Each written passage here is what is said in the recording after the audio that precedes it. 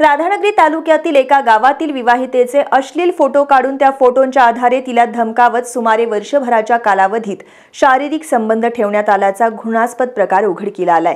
या प्रकरणी राधानगरी पोलिसांनी बारडवाडी इथल्या मोहन पोवार, सागर मोहिते आणि रवींद्र बारड तिघांना अटक केली आहे। न्यायालयाने या तिघांना 5 दिवसांची पोलीस कोठडी सुनावली आहे। मोहन पोवार यानं वर्षभरापूर्वी पीडितेच्या पती आणि मुलांना जीवे मारण्याची धमकी देत तिच्याशी वारंवार जबरदस्तीनं शारीरिक संबंध ठेवले। या दरम्यान तिचे अर्धनग्न अवस्थेतील फोटो काढून ते व्हायरल करण्याची धमकी देत अत्याचार सुरूच ठेवले।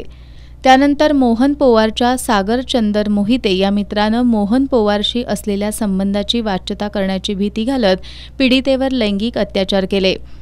त्यानंतर रवींद्र श्रीपती बारड यानंही जानेवारी 2024 मध्ये पीडितेच्या घरात जाऊन तिच्याशी अश्लील चाळे केले। या प्रकरणी पीडितेनं दिलेल्या तक्रारीवरून राधानगरी पोलिसांनी गुन्हा दाखल करत मोहन पोवार, सागर मोहिते आणि रवींद्र बारड या तिघांना अटक करत न्यायालयात हजर केलं। न्यायालयानं या तिघांना 5 दिवसांची पोलीस कोठडी सुनावली आहे।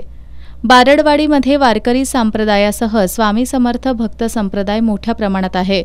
राधानगरी तालुक्यातील आध्यात्मिकता जपणारं गाव अशी ओळख असणाऱ्या या गावाला काळीमा फासण्याचं काम करणाऱ्या या तिघांविरोधात संताप व्यक्त होतोय।